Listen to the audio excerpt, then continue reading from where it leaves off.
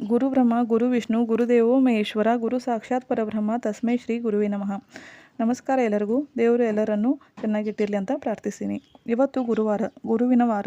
ದೇವರು ನಮ್ಮ ಮೇಲೆ ಕೋಪಿಸಿಕೊಂಡ್ರೆ ಗುರು ನಮ್ಮ ರಕ್ಷಣೆ ಮಾಡ್ತಾರೆ. ಆದರೆ ಗುರು ನಮ್ಮ ಮೇಲೆ ಕೋಪಿಸಿಕೊಂಡ್ರೆ ದೇವರು ಕೂಡ ನಮ್ಮ ಸಹಾಯಕ್ಕೆ ಬರುವುದಿಲ್ಲ ಅಂತ ಗುರುಚರಿತ್ರೆಯಲ್ಲಿ ಉಲ್ಲೇಖ ಇದೆ. ಜೀವನದಲ್ಲಿ ಒಬ್ಬರಾದರೂ ಗುರು ಬೇಕೇ ಬೇಕು. ನಮ್ಮ ತಪ್ಪುಗಳನ್ನು ತಿದ್ದೋರು, ಸನ್ಮಾರ್ಗದಲ್ಲಿ ನಡೆಸೋರು ಇರಲೇಬೇಕು. ಇವತ್ತು ನನ್ನ ಗುರು ಶ್ರೀ ಸ್ವಾಮಿ ಸಮರ್ಥ ಮಹಾರಾಜರ ಒಂದು ದಿವ್ಯ ಅನುಭವ ನಿಮ್ಮ ಜೊತೆ ಶೇರ್ ಮಾಡ್ತಾ ಇದ್ದೇನೆ. ಶ್ರೀ ಸ್ವಾಮಿ ಸಮರ್ಥ ಮಹಾರಾಜರು ನನ್ನ ಕನಸನ್ನು ನನಸು ಮಾಡಿದರು. ಯಾವುದರ ಬಗ್ಗೆ ನಾನು ಊಹೆ ಮಾಡ್ತಾ ಇದ್ನೋ ಅದನ್ನು ನಿಜ ರೂಪಕ್ಕೆ ತಂದರು. ಎಷ್ಟೇ ಜನ ಹೇಳ್ತಿದ್ರು ನಿನ್ನಿಂದ ಇದು ಸಾಧ್ಯ ಇಲ್ಲ ಅಂತ. ಆದರೆ ನನ್ನ ಗುರು ನನ್ನ ಅಸಾಧ್ಯ ಕೆಲಸವನ್ನು ನನ್ನಿಂದ ಸಾಧ್ಯ ಮಾಡಿಸಿ ತೋರಿಸಿದರು. ನನಗೆ ಚಿಕ್ಕಂದಿನಿಂದಲೇ ಸ್ಕೂಟರ್ ಹೊಡೆದು ಅಂದರೆ ಇಷ್ಟ ಇತ್ತು. ಆದರೆ ಸೈಕ್ಲಿಂಗ್ ನನಗೆ ಬರ್ತಾ ಇರಲಿಲ್ಲ. ಸೈಕಲ್ ಹೊಡೆಯೋಕ್ಕೆ ಎಷ್ಟೇ ಪ್ರಯತ್ನ ಮಾಡಿದರೂ ನನ್ನಿಂದ ಅದು ಸಾಧ್ಯ ಆಗಲಿಲ್ಲ. ಮನಸ್ಸಿನಲ್ಲಿರುವಂತಹ ಭಯ, ಅಂಜಿಕೆ ನನಗೆ ಸೈಕ್ಲಿಂಗ್ ಹೊಡೆಯೋಕ್ಕೆ ಕಲಿಸಿಕೊಡಲಿಲ್ಲ. ಬಿದ್ದರೆ ಏನು ಮಾಡೋದು, ಏನಾದರೆ ಆದರೆ ಏನು ಮಾಡೋದು, ಸ್ಕೂಲ್ ಮಿಸ್ ಆಗುತ್ತೆ ಅಂತ ಧೈರ್ಯನೇ ನಾನು ಮಾಡಲಿಲ್ಲ. ಇನ್ನು ಸೈಕ್ಲಿಂಗ್ಗೆ ಬರಲಿಲ್ಲ ನನಗೆ. ಟೀನೇಜ್ನಲ್ಲಿ ಸ್ಕೂಟಿ ಕಲಿಯೋದಾದರೂ ಹೇಗೆ, ಯಾರಿಗೆ ಹೇಳೋದು ಹೇಳಿ ಕಲಿಸಿಕೊಡಿ ಅಂತ. ಎಲ್ಲರೂ ಅನ್ನೋರು ಸೈಕ್ಲಿಂಗ್ ನಡೆಸೋಕೆ ಬಂದ್ರೇ ಸ್ಕೂಟಿ ಬರುತ್ತೆ ಅಂತ. ಮೇನ್ ಪ್ರಾಬ್ಲಮ್ ಇಲ್ಲೇ ಇತ್ತು.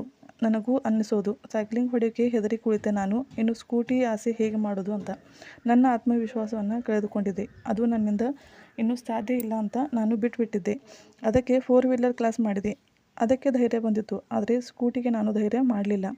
ಆದರೆ ಯಾರಾದರೂ ಸ್ಕೂಟಿ ಹೊಡೆಯುವಾಗ ಅವರನ್ನು ನೋಡಿದರೆ ಮನಸ್ಸಿನಲ್ಲಿ ಇಮ್ಯಾಜಿನ್ ಬರೋದು, ನನಗೂ ಹೀಗೆ ಓಡಿಸ್ಲಿಕ್ಕೆ ಬರ್ತಿದ್ರೆ ಎಷ್ಟು ಚೆನ್ನಾಗಿರ್ತಿತ್ತು ಅಲ್ವಾ ಅಂತ.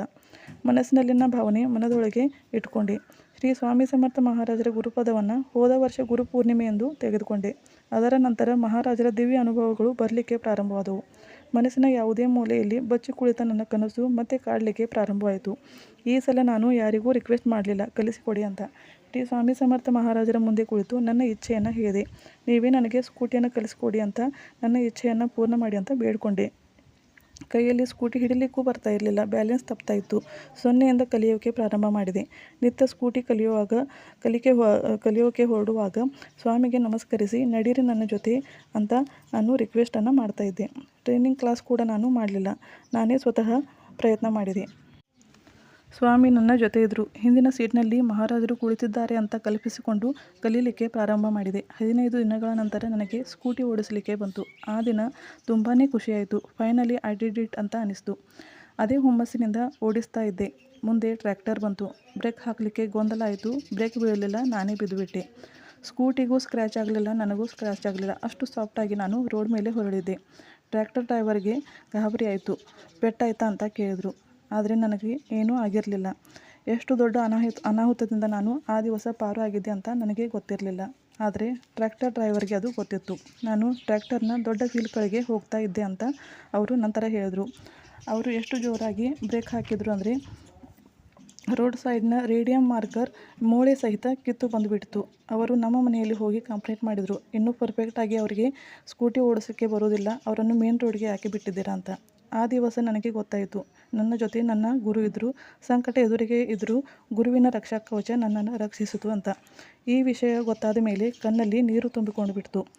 ಅದರ ನಂತರ ಕೂಡ ಎಷ್ಟೋ ಸಲ ಬಿದ್ದೆ ಆದರೆ ಗಾಯ ಆಗಲಿಲ್ಲ. ಕಾನ್ಫಿಡೆನ್ಸ್ ಇತ್ತು, ಸ್ವಾಮಿ ನನ್ನ ರಕ್ಷಣೆ ಮಾಡ್ತಾರೆ ಅಂತ. ರೀಸೆಂಟ್ ಆದ ಒಂದು ಅನುಭವವನ್ನು ನಿಮ್ಮ ಜೊತೆ ಹೇಳ್ತೀನಿ. ನನ್ನ ಮಗಳು ಒಂದು ದಿನ ತುಂಬಾ ಹಠ ಮಾಡ್ತಾಯಿದ್ದಳು. ನೀನೇ ಸ್ಕೂಲ್ಗೆ ಡ್ರಾಪ್ ಮಾಡಬೇಕು ಅಂತ. ನನಗೂ ಎಲ್ಲಿಲ್ಲದ ಜೋಶ್ ಆ ದಿವಸ. ಸ್ವಾಮಿಗೆ ನಮಸ್ಕರಿಸಿ ಹೊರಡುವಾಗ ಸಂಕೇತಗಳು ಸಿಕ್ಕಿದ್ವು, ಹೋಗೋದು ಬೇಡ ಅಂತ. ಅದರ ಕಡೆ ದುರ್ಲಕ್ಷ್ಯ ಮಾಡಿ ಹಾಗೆಯೇ ಹೋದೆ. ಟ್ರಾಫಿಕ್ನಲ್ಲಿ ಪಾಸ್ ಆಗ್ತಾ ಇದ್ದೆ. ಅಷ್ಟರಲ್ಲಿ ರೋಡ್ ಸೈಡ್ಗೆ ಸ್ಕೂಟಿ ಬ್ಯಾಲೆನ್ಸ್ ತಪ್ಪಿ ಹೋಯಿತು. ಆದರೆ ಆಗಲೂ ಅಷ್ಟೇ, ನನಗೂ ನನ್ನ ಮಗಳಿಗೂ ಏನೂ ಆಗಲಿಲ್ಲ. ಸ್ಕೂಟಿ ಬ್ಯಾಲೆನ್ಸ್ ತಪ್ಪದೇ ಇದ್ದಿದ್ರೆ ನಾನು ಮುಂದೆ ಬರ್ತಾ ಇರೋ ದೊಡ್ಡ ವ್ಯಾನ್ ಕೆಳಗೆ ಸಿಕ್ಕಿ ಬೀಳ್ತಾ ಇದ್ದೆ.